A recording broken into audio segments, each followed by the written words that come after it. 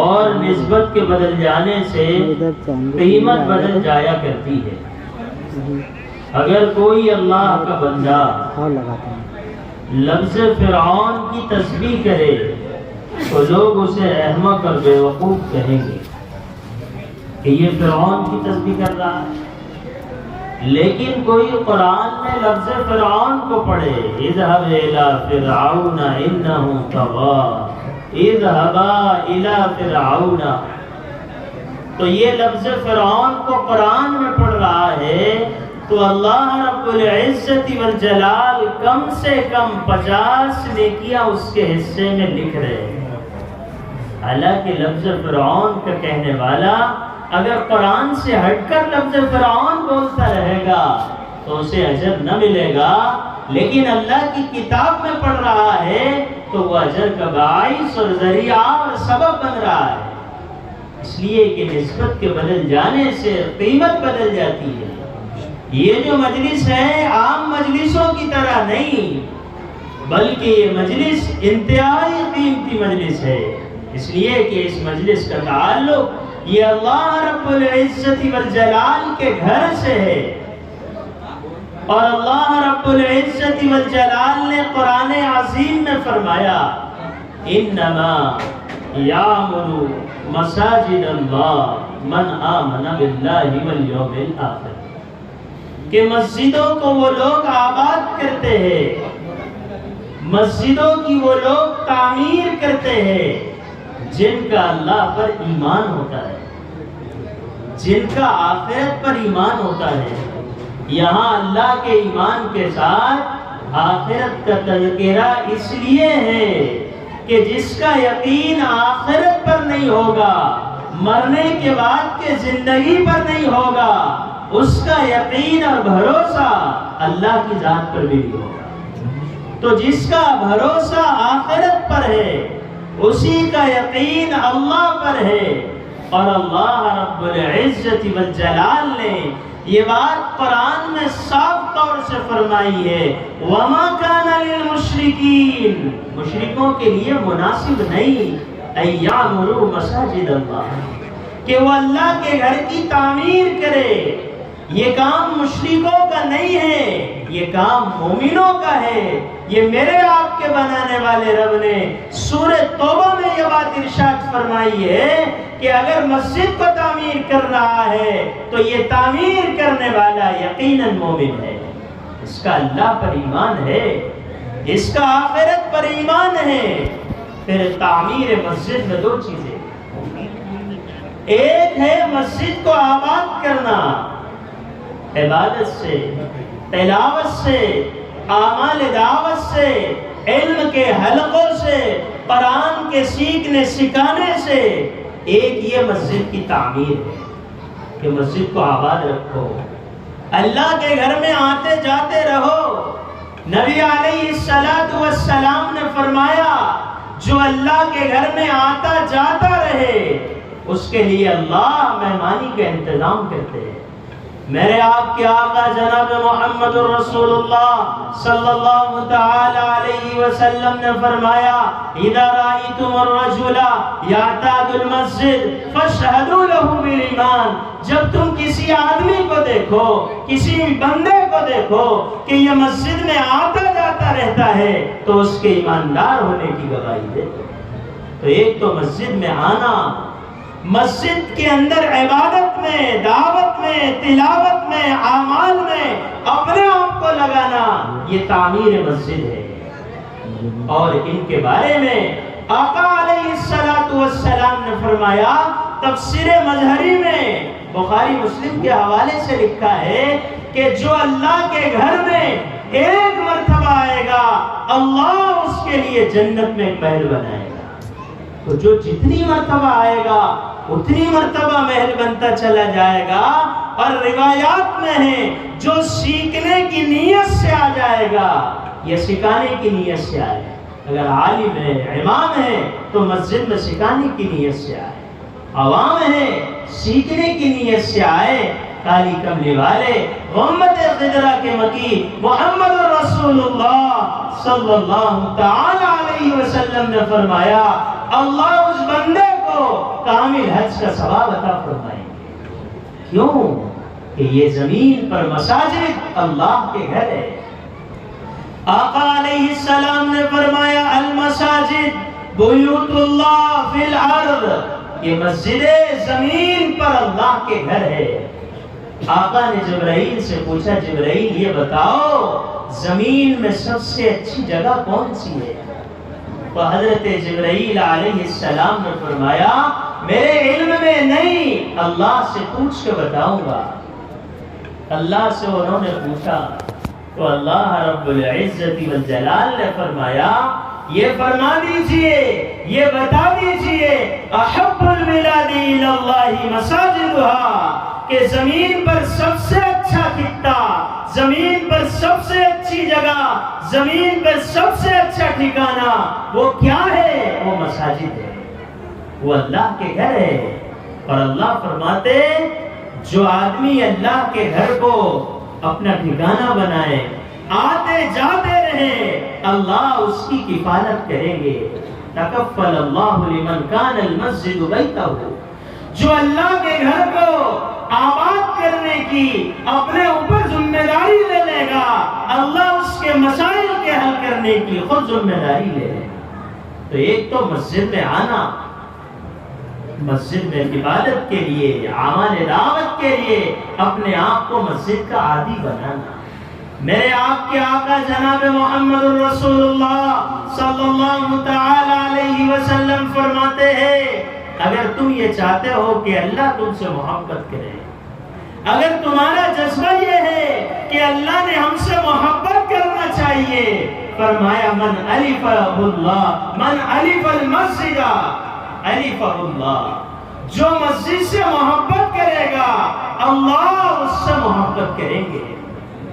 اس لیے آپ آقا علیہ السلام کی زندگی دیکھیں گے کہ جب نبی علیہ السلام مکے میں 13 سال رہے اور وہ دشواری کا زمانہ تھا، مسجد تو تعمیر کرنے کا موقع نہ تھا، لیکن جب آپ ہجرت کر کے مدینہ کی طرف آپ نے رخ کیا ہے اور نبی علیہ السلام نے مدینے میں داخل ہونے سے پہلے قبا میں 14 دن کا قیام فرمایا ہے۔ مدینے سے لگ کر ایک جگہ تھی جس کو قبا کہتے ہیں، اور وہاں ایک مسجد بنائی گئی جس کو مسجد قبا کہتے ہیں۔ اللہ کے رسول صلی اللہ علیہ وسلم وہاں 14 دن ٹھہرے۔ جب حضور صلی اللہ علیہ وسلم کا وہاں 14 دن قیام رہا تو سب سے پہلا کام حضور نے کیا کیا ہے؟ شارحین نے لکھا ہے کہ سب سے پہلا کام مقام قبا میں حضور نے مسجد کا کیا ہے، اور حضور نے مسجد بنائی جس کو مسجد قبا کہتے ہیں، اور اسلام کی سب سے پہلی مسجد ہے، اور اللہ نے سورہ توبہ میں وہ مسجد کا تذکرہ کیا ہے۔ اور تعجب کی بات کیا ہے؟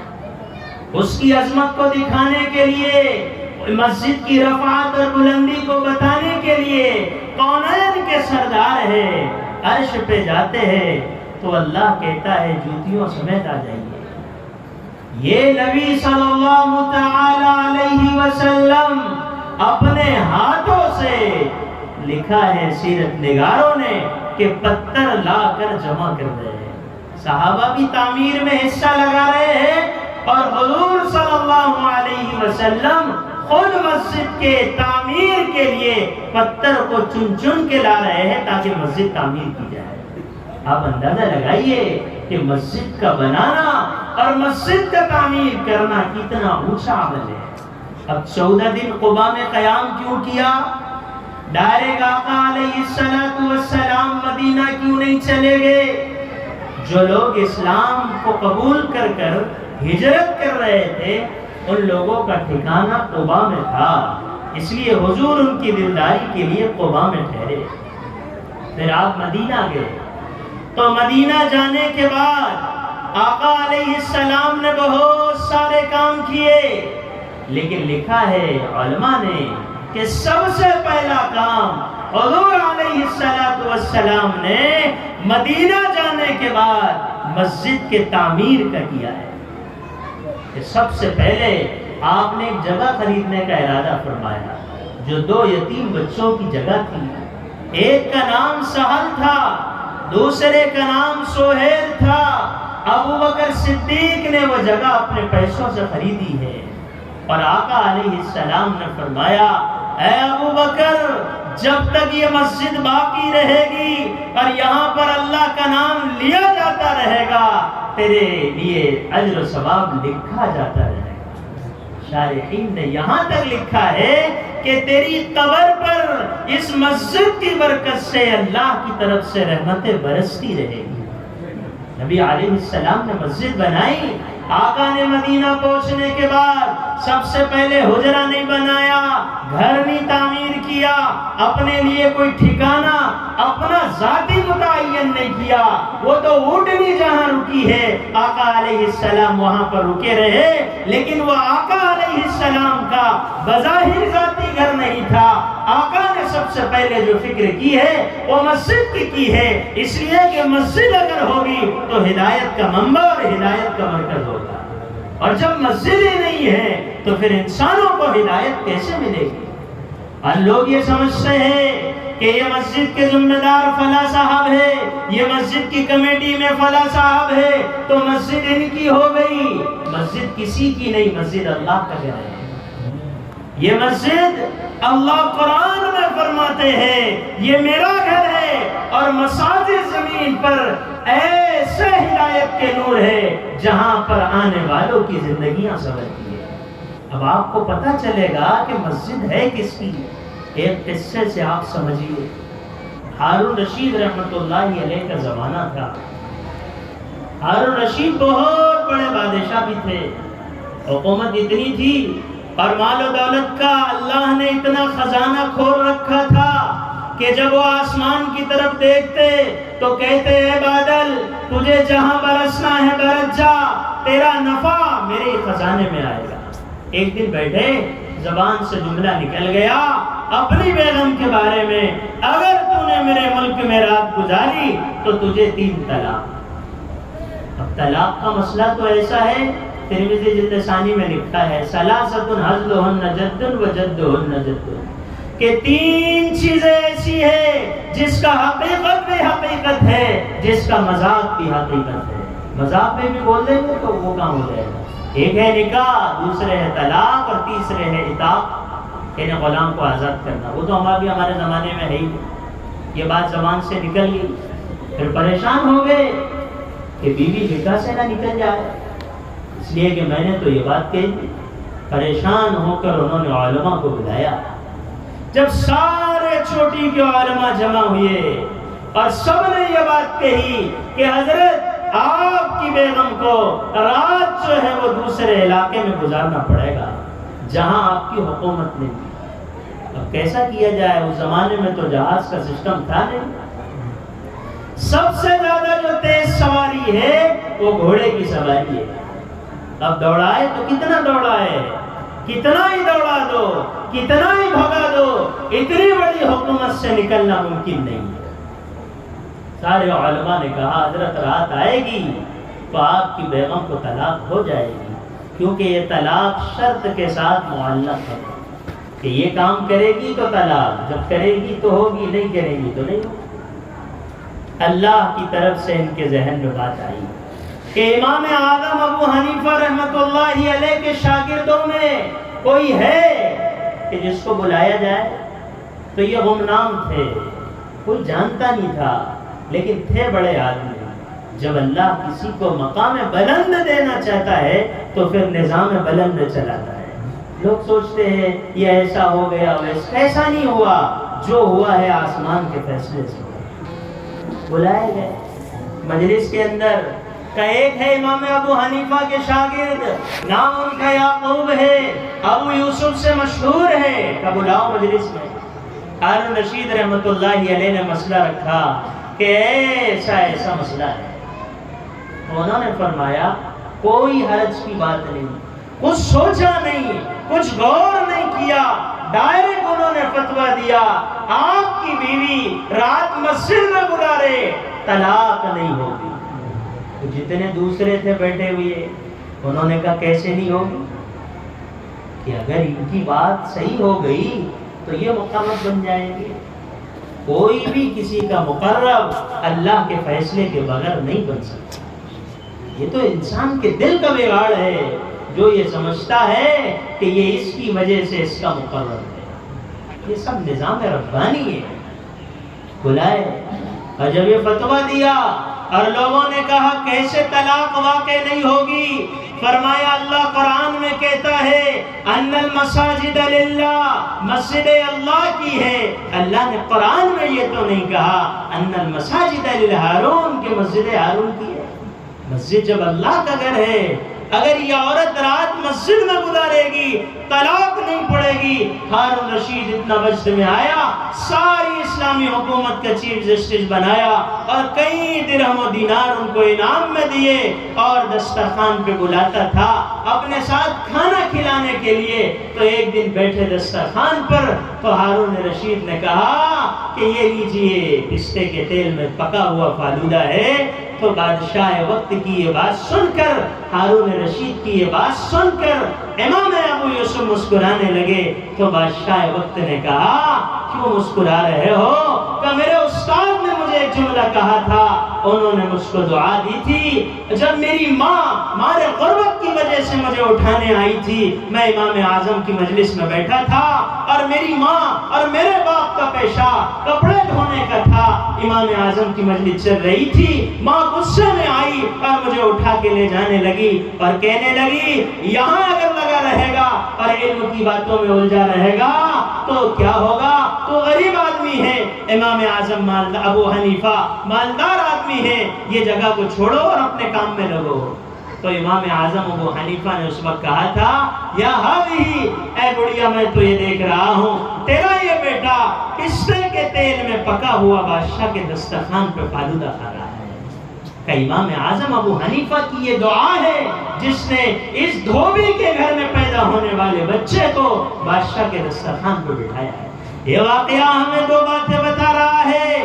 ایک بات یہ نہ مسجد کمیٹی کی ہے نہ کسی افراد کی ہے، یہ مسجد اللہ کا گھر ہے اور صرف اللہ کی ہے۔ اور دوسری چیز ہمیں یہ واقعہ یہ بتا رہا ہے کہ دعا لیجئے، دعا انسانوں کی تقدیر بدل دیتی ہے۔ ابن ماجہ میں روایت ہے لا يرد القضاء الا الدعاء، لا يرد القدر الا الدعاء۔ تقدیر کو اگر کوئی چیز بدل سکتی ہے وہ دعا ہے، اور یہ مسجدیں دعا کرتی ہے ان لوگوں کے لیے جو مسجدوں کو آباد کرتے ہیں، جو مسجدوں کی تعمیر کرتے ہیں۔ تو یہ مسجد کس کا گھر ہے؟ یہ اللہ کا گھر ہے۔ اسی لیے علماء نے لکھا ہے جب کوئی مسجد بنائی گئی یہ نیت کے ساتھ کہ یہ مسجد ہے تو وہ مسجد تحت الثری تک مسجد ہوتی ہے، اس کے نیچے اور کچھ نہیں بنایا جا سکتا۔ جو جگہ مسجد کے لیے خاص کی گئی وہ تحت الثری تک مسجد ہے، اور جو جگہ مسجد کے لیے خاص کی گئی اگر مسجد کے بنانے کے وقت عملے کی نیت اوپر کچھ بنانے کی نہیں تھی تو یہ مسجد عرش معلی تک مسجد ہے۔ جو بڑے بڑے شہروں میں نیچے مسجد اوپر بلڈنگ نیچے مسجد، نیچے بلڈنگ اوپر مسجد، یہ جو سسٹم ہے یہ ابتداءً نیت کا مسئلہ ہے۔ اگر کوئی نیت نہیں ہے ابتداءً تو یہ مسجد زمین کے تحت الثری تک مسجد رہے گی اور عرش معلی تک مسجد رہے گی، کیونکہ یہ گھر کس کا ہے؟ یہ اللہ کا گھر ہے۔ آقا علیہ السلام نے جب مسجد کے فضائل بیان کیے تو عمر بن خطاب رضی اللہ عنہ نے اپنی زندگی میں 5تو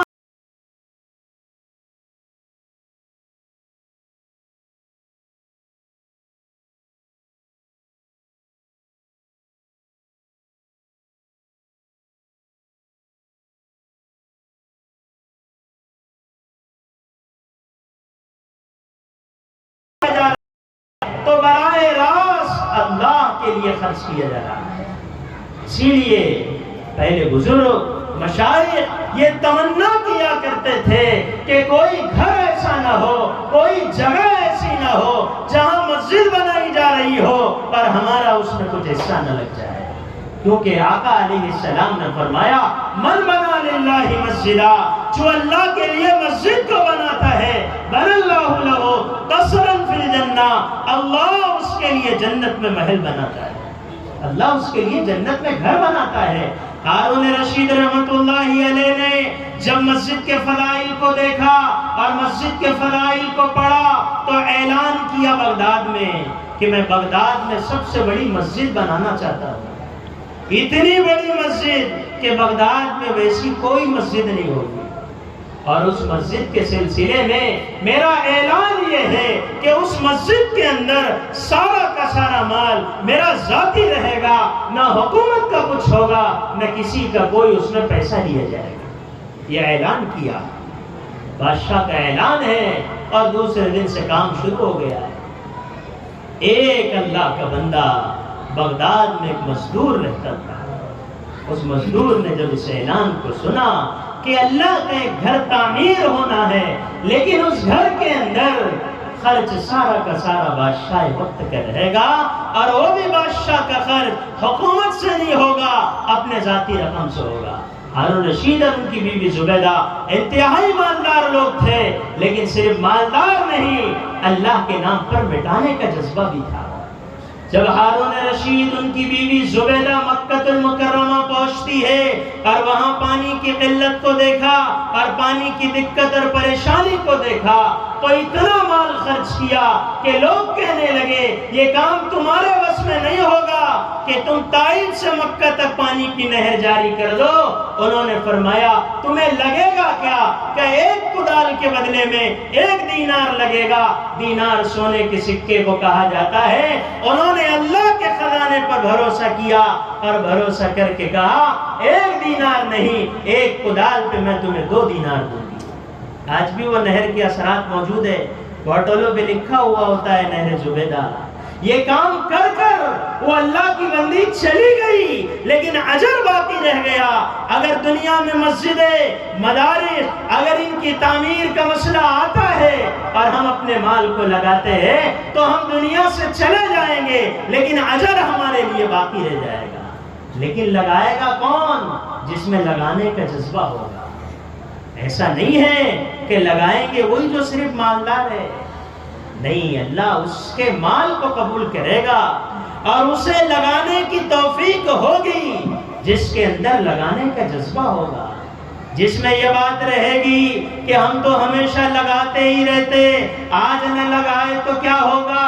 جن میں یہ جذبہ ہوگا کہ بس اب مسجد اور مدرسوں کا نظام بھی صحیح نہیں چل رہا، اللہ ان کے مال کو قبول نہیں کرے گا، کیونکہ قبولیت اور محرومیت یہ اللہ کی طرف سے ہے۔ اور یہ فیصلے کب ہوتے ہیں؟ جب انسان کا دل بگڑ جاتا ہے۔ امام بخاری کے حوالے سے، بخاری کے علاوہ کسی اور جگہ انہوں نے ایک بڑا عجیب واقعہ لکھا جو مجھے آپ کو یہ بتانے کے لیے کافی ہے کہ بھلائی کے کاموں میں زیادہ چوں چرا نہیں کرنا، زیادہ تحقیق نہیں کرنا، وقت کے خیر کو حاصل کر لینا۔ اگر تم نے حاصل نہ کیا، اللہ کا کبھی کام دنیا میں رکتا نہیں ہے۔ وہ تو اللہ اگر کام ہم سے لے لے یہ ہماری سعادت ہوگی، ورنہ اللہ تعالی حقارت کی وجہ سے محروم بھی کر دیتا ہے۔ کہ کتنا ہر مسجد میں تو دیتے ہی اپن، یہ مسجد کی تعمیر میں نہیں دیے تو کیا ہوگا؟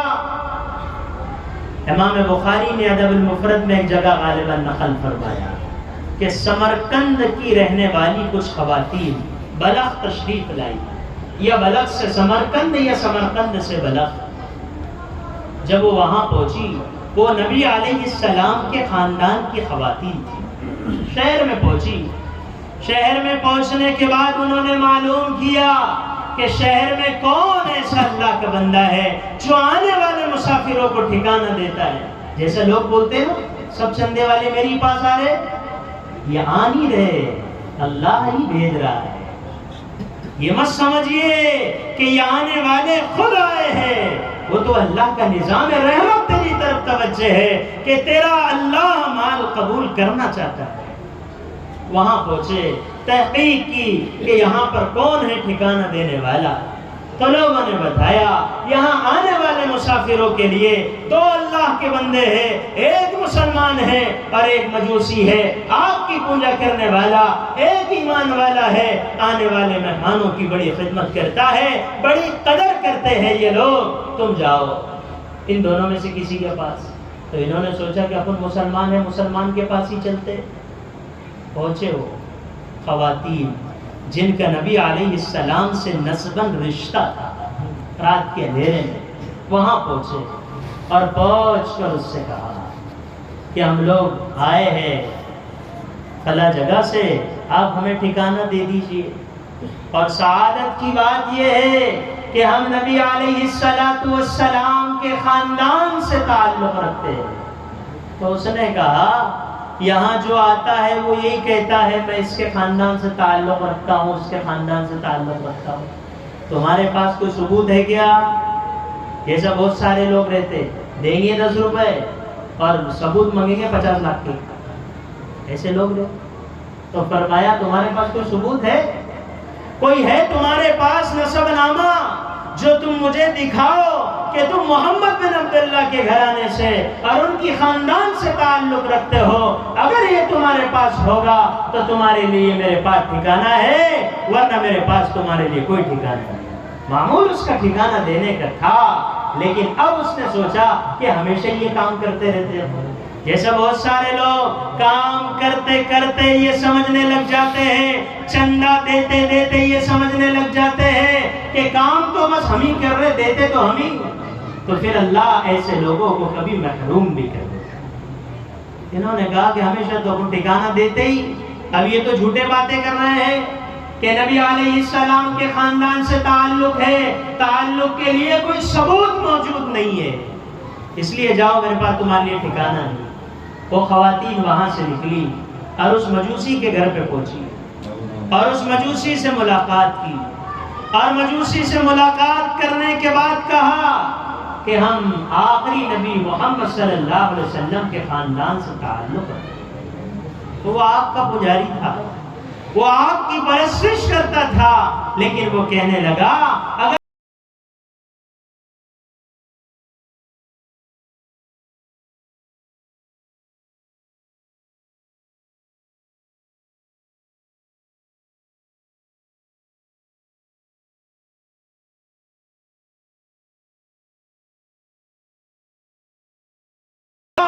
میں ان کو ٹھکانہ دے دیا.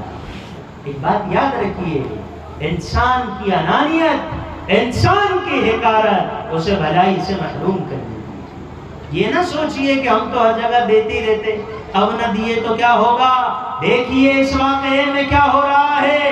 رات ادھر ہوتی ہے، یہ مسلمان بھی سوتا ہے، وہ مجوسی بھی سوتا ہے، ادھر یہ ایمان والے کے خواب میں جناب محمد رسول اللہ صلی اللہ علیہ وسلم آتے ہیں، اور خواب میں اس کو جنت کا محل نظر آتا ہے، اور اس پر یہ لکھا ہوا ہے کہ یہ محل ایک ایمان والے کا ہے.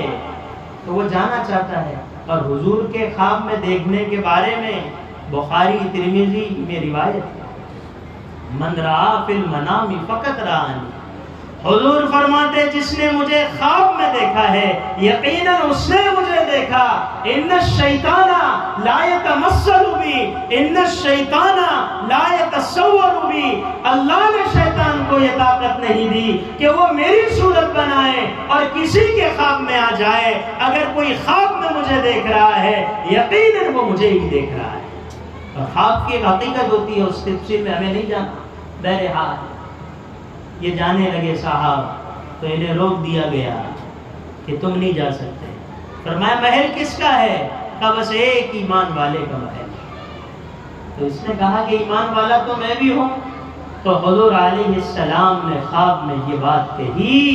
آقا علیہ السلام نے فرمایا مجھے تیرے ایمان کا ثبوت چاہیے کہ کل جب کچھ خواتین تیرے پاس آئی ہے ابھی رات میں تو تو نے ان سے ثبوت مانگا تھا، اب میں تجھ سے تیرے ایمان کا ثبوت مانگتا ہوں. بس یہ خواب دیکھنے کے بعد آنکھ کھل گئی. تو اس نے اپنے کارندوں کو، اپنے عملے کو شہر میں دوڑا دیا کہ تلاش کرو وہ جو رات مہمان آئے تھے، وہ عورتیں بہت پاکیزہ اور بڑی اللہ والیاں معلوم ہو رہی ہے. آقا علیہ السلام نے خواب میں مجھے متنبہ فرمایا تلاش کرو کہاں ہیں. تو مجوسی کے پاس پہنچے اور اس مجوسی سے کہا کہ وہ مہمان تمہارے نہیں ہمارے ہیں. تو اس نے کہا ان مہمانوں کو میں تمہارے حوالے نہیں کر سکتا. انہوں نے بہت اصرار کیا. اس نے کہا نہیں نہیں وہ مہمان آپ کے حوالے نہیں کیے جا سکتے. تو بادشاہ نے پھر دوبارہ بھیجا, اس رئیس نے پھر دوبارہ بھیجا کہ اس رئیس سے, اس مجوسی سے یہ کہو کہ ہم تجھے اتنے اتنے درہم اور اتنے اتنے دینار دیتے ہیں, ان کو ہمارے حوالے کر, تو آپ کا پجاری ہے, ہم اللہ رسول کے ماننے والے ہیں, ان کا تیرے پاس کیا کام ہے. تو اس نے کہا ان آنے والوں سے کہ تم کچھ بھی دے دیں گے تب بھی میں ان کو تمہارے حوالے نہیں کر سکتا. تو یہ رئیس خود چل کر گیا اور اس سے کہا میرے بھائی تو آپ کا پجاری ہے اور میں اللہ کا ماننے والا ہوں, ان کا تیرے پاس کیا کام ہے, وہ تو ہمارے لوگ ہیں. اس مجوسی نے کہا تو خواب کو دیکھ کر آیا, تو یہاں پر ویسے نہیں آیا. تو نے جو رات میں خواب دیکھا ہے وہ رات کا خواب میں نے بھی دیکھا ہے. نبی علیہ السلام تجھ سے ایمان کا ثبوت مانگ رہے تھے اور مجھے ایمان کا کلمہ پڑھا کے جنت میں داخل کر رہے ہیں. ان مہمانوں کی برکت سے اللہ نے مجھے ایمان دے دیا, اللہ نے مجھے اسلام دے دیا. کل مجوسی تھا, آج ان کی برکت سے اللہ نے مجھے ایمان والوں میں داخل کر دیا. تو یہ نہ سمجھیے کہ ہم ہر موقع پر تو دیتے ہی رہتے, اگر اس موقع پر نہ دے تو کیا ہوگا.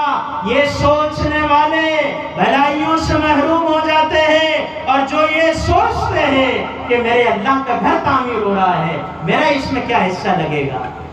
جیسے ہارون رشید نے اعلان کر دیا تو بغداد کا مزدور سوچنے لگا کہ اے میرے مولا, ایک تیرا گھر تعمیر ہونے جا رہا ہے اور میرا اس تعمیر میں کوئی حصہ نہ لگے, کیا بادشاہی تیرے گھر کو پورا بنا لے گا. میرے اللہ, میرا یہ جی نہیں چاہتا کہ کہیں پر تیرا گھر تعمیر ہو رہا ہو اور مجھ جیسے فقیر کا اس میں کوئی حصہ نہ ہو, اس لیے میرے آقا میں اس میں حصہ لگانا چاہتا ہوں, کوئی تو راستہ مجھے سجھا دے. تو اللہ نے دل میں بات ڈالی کہ اپنے مزدوری کے پیسوں سے چند اینٹیں خرید لے اور رات کے اندھیرے میں وہ مٹریل میں اپنی اینٹوں کو ڈال دینا. جب مسجد تعمیر ہوگی تو اینٹیں, گٹی, سیمنٹ پڑا رہے گا. جب رات کے اندھیرے میں وہاں پر کوئی نہیں ہوگا تو تو اپنے پیسوں سے خریدے ہوئے چند اینٹوں کو اس میں ڈال دے. یہ ہمارا جذبہ ہونا چاہیے کہ میرے اللہ کا گھر تعمیر ہو رہا ہے, میرا اس تعمیر مسجد میں کیا حصہ لگے گا. کہ یہ اللہ کا گھر ہے, یہ اللہ کا وہ ایسا ٹھکانہ ہے جو زمین پر سب سے بہترین ٹھکانہ ہے. اس بیچارے نے دن میں مزدوری کی اور رات میں اپنے مزدوری کے پیسے حاصل کیا, اور پیسے حاصل کرنے کے بعد بغداد کے شہر میں چند اینٹیں خریدا اور اینٹیں خرید کر اس کو لا کر رات کے اندھیرے میں چپکے سے ڈال دیا, کسی کو بھی اس کی خبر نہیں. لوگ کہتے ہیں میں تو دینا چاہتا لیکن وہ فلاں ایسا ہے, فلاں ویسا ہے. میرے بھائی تم اللہ کے لیے دے رہے ہو یا مخلوق کے لیے دے رہے ہو؟ اگر تمہارے دینے کا جذبہ رائی کے دانے کے برابر مخلوق کی رضا ہے, لا اجر لہو, آخرت میں کوئی اجر نہیں. آپ کا جذبہ تو اللہ کے لیے ہے. جب آپ اللہ کے لیے دینا چاہتے ہیں تو آپ یہ نہ دیکھیے کمیٹی میں کون ہے, آپ یہ نہ دیکھیے چندہ کرنے والے کون ہیں, تعمیر مسجد میں آگے بڑھ کے حصہ لینے والے کون ہیں. اس نے ایسا کر لیا, رات کے اندھیرے میں چند اینٹیں ڈال دی, مسجد تعمیر ہو گئی, مسجد بن گئی. ایک دن ہارون رشید رحمت اللہ علیہ نے خواب میں جنت کو دیکھا. تو خواب میں جنت میں 2 محل دیکھے اور دونوں سیم ہیں, دونوں ایک جیسے ہی محل ہیں, دونوں میں کوئی فرق نہیں. لیکن ایک محل پہ لکھا ہوا ہے یہ ہارون رشید کا محل ہے, اور دوسرے محل پہ لکھا ہوا ہے کہ یہ بغداد کے فلاں مزدور کا محل ہے. ہارون رشید نے خواب میں دیکھا تو اپنے محل میں داخل ہونے کے بجائے اس محل کی طرف آگے بڑھے اور داخل ہونے لگے تو دربان نے ان کو روک دیا کہ یہ آپ کا نہیں, یہ آپ کے بغداد کے مزدور کا ہے. انہوں نے کہا میں بغداد کا بادشاہ ہوں, مجھے داخل ہونے کی اجازت ہونی چاہیے. فرمایا تم دنیا کے بادشاہ ہوں گے, یہاں نظام الگ ہے, یہاں آپ داخل نہیں ہو سکتے ہیں. فرمایا یہ آپ ہی کی طرح اس مزدور کا محل ہے جو بغداد کے کسی شہر, کسی علاقے میں مزدوری کرتا ہے, وہاں زندگی گزارتا ہے. ہارون رشید صبح اٹھے، سارے عملے کو جمع کیا، سارے لوگوں کو جمع کیا اور اپنے عملے سے کہا فلاں نام کا ایک مزدور ہے، اسے تلاش کرو، وہ کہاں ہوگا؟ بہت تلاش کرنے کے بعد اس مزدور کو لایا گیا۔ مجلس بڑی لگی ہوئی ہے۔ ہارون رشید نے فرمایا یہ بتاؤ تم نے ابھی چند دنوں میں کون سا عمل کیا؟ اس نے کہا حضرت میرے پاس کوئی عمل نہیں، کیونکہ جو اللہ کے خاص بندے ہوتے ہیں وہ سب کچھ لگا کر یہ سمجھتے ہیں کہ ہم نے تو کچھ بھی نہیں لگایا۔ حضرت ابو بکر صدیق نے اتنا لگایا کہ اللہ کے نام پر لگا کر حالت یہ ہو گئی تھی کہ گھر میں اللہ اور اس کے رسول کا نام چھوڑ کے آئے۔ کیوں لگایا؟ وہ یہ جانتے تھے سخی اللہ کے قریب ہوتا ہے۔ ترمذی جلد ثانی کی روایت ہے، آقا علیہ السلام نے فرمایا السخی قریب من اللہ وقریب من الجنہ وقریب من الناس وبعید من النار، کہ سخی اللہ کے قریب ہے، جنت کے قریب ہے، لوگوں کے قریب ہے، بعید من النار جہنم سے دور ہے۔ اور بخیل کے بارے میں فرمایا کہ جو جمائی کرتے رہے بس خرچہ نہ کرے۔ بخیل کے بارے میں حضور نے فرمایا البخیل بعید من اللہ وبعید من الجنہ وبعید من الناس، بخیل اللہ سے دور، جنت سے دور، لوگوں سے دور، قریب من النار جہنم کے قریب ہے۔ کیونکہ جنت میں ایک درخت ہے، سبھی لوگ اس کو لٹک کر جنت میں چلے جائیں گے، اور جو بخیل ہوں گے، مال خرچ نہیں کرتے ہوں گے، وہ اس کو لٹک کے جہنم میں چلے جائیں گے۔ اس کا نام شعیب۔ تو وہ بندہ کہنے لگا حضرت عمل تو کوئی نہیں ہے، کہ نہیں یاد کرو۔ فرمایا حضرت تمہیں کیا بتاؤں، مجھے یہ دل میں بات آ رہی ہے، بس میرا ایک عمل ہے کہ جب آپ نے بغداد میں مسجد کی تعمیر کرنے کا اعلان کیا اور آپ نے یہ کہا کہ اس مسجد میں کسی کا پیسہ نہیں لیا جائے گا، کسی کا روپیہ نہ لیا جائے گا، تو میری آنکھوں سے آنسو جاری ہو گئے۔ میں رات کے اندھیرے میں اللہ کے سامنے گڑ گڑانے لگا، اللہ سے فریاد کرنے لگا مولا تیرا کہ ادھر تعمیر ہو اور مجھ فقیر کا کچھ نہ لگے، ایسے کیسے مناسب ہوگا؟ اللہ نے میرے دل میں بات ڈالی تھی کہ اپنے مزدوری کے پیسے سے چند اینٹیں خرید لے، اور اینٹیں خرید کر ان اینٹوں میں ملا دیا تھا جو آپ کی اینٹیں تھی۔ ہارون رشید رونے لگے، فرمانے لگے اللہ کیسا قدردان ہے، پوری مسجد کے تعمیر کرنے پر ہارون رشید کو جو اللہ نے محل دیا ہے وہ چند اینٹوں کے دینے پر اللہ نے تجھ کو محل دیا ہے۔ اس لیے کہ یہ مسجد کا تعلق اللہ کے گھر سے ہے، براہ راست اس کا نظام اللہ کی ذات سے ہے، لیکن جب ہم اللہ کو نہیں پہچانیں گے تو اللہ کے نام پہ خرچ کرنے کا جذبہ نہیں ہوگا، اور جب اللہ کو پہچان لیں گے تو پھر اللہ کے نام پر تعمیر مسجد میں ہمارا حصہ لگانے کا شوق ہوگا۔ حضور نے فرمایا جس نے اتنی مسجد چھوٹی مسجد بنائی کہ پرندے کے گھونسلے کی طرح، کہ کوئی پرندہ ہے، پرندہ کسی جگہ گھونسلہ بنائے، گڈھا بنا کرے تو کتنا چھوٹا ہوگا، میں اپنے الفاظوں میں آپ کو بتا رہا ہوں، اتنی چھوٹی کوئی مسجد بنائے گا، اتنی چھوٹی مسجد۔ ہمارے استاد مفتی سعید احمد پالن پوری رحمت اللہ علیہ فرماتے تھے اتنی چھوٹی مسجد میں تو چوٹیاں ہی نماز پڑھ سکتی، انسان تو نہیں پڑھ سکتے، لیکن اگر کوئی اتنی چھوٹی مسجد بھی بنائے گا، اللہ رب العزت والجلال بنا اللہ لہ بیتا فی الجنہ، اس کے لیے بھی جنت میں گھر بنائے گا۔ حضرت نے فرمایا اس حدیث کی تشریح کیا ہے؟ کسی جگہ مسجد تعمیر ہو رہی ہے، کسی بندے نے کچھ دیا، کسی نے کچھ دیا، اب جب پوری مسجد کو ہر ایک بندے پر تقسیم کیا جائے گا تو کسی کے حصے میں اتنا چھوٹا حصہ آئے گا جتنا ایک پرندہ گھونسلہ بناتا ہے۔ کہ اتنا بھی اگر کوئی اللہ کے نام پر دے گا، اللہ اس کے لیے جنت میں محل بنائے۔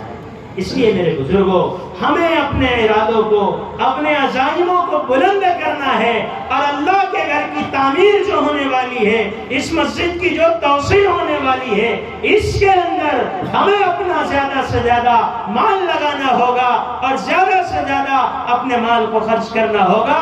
لیکن خرچ کون کرے گا؟ جس کو اللہ کی ذات سے لینے کا یقین ہوگا، جسے اس بات کا یقین قابل ہوگا کہ اگر میں اللہ کے نام پر لگاؤں گا اللہ اس کا بدلہ مجھے دنیا آخرت میں دے گا۔ اما جان عائشہ کو آقا علیہ السلام نے اس حال میں دیکھا کہ عائشہ رضی اللہ عنہ درہموں کو دھو رہی ہے۔ حضور نے فرمایا عائشہ یہ درہم کیوں دھو رہی ہے؟ یہ بھی کیا دھونے کی چیز ہے؟ عائشہ رضی اللہ عنہ نے فرمایا درہم اس لیے دھو رہی ہوں کہ میرے دل میں جذبہ پیدا ہوا ان درہموں کو اللہ کے نام پر مجھے فقیروں کو دینا ہے، اللہ کے نام پہ خیرات کرنا ہے۔ تو آقا علیہ السلام نے فرمایا ہونے کی وجہ کیا ہے؟ فرمایا میرے آقا میں نے آپ سے سنا ہوں جب کوئی اللہ کا بندہ یا بندی اللہ کے نام پر کوئی مال خرچ کرتا ہے یا خرچ کرتی ہے تو اس کے ہاتھ میں جانے سے پہلے جس کو دیا جا رہا ہے اللہ کے ہاتھ میں پہنچ جاتا ہے۔ عائشہ کا جی یہ نہیں چاہتا کہ جو درہم اللہ کے ہاتھ میں پہنچے اس پر کوئی گندگی ہو، کوئی میل و کچیل ہو، اس لیے عائشہ اس کو دھو رہی ہے۔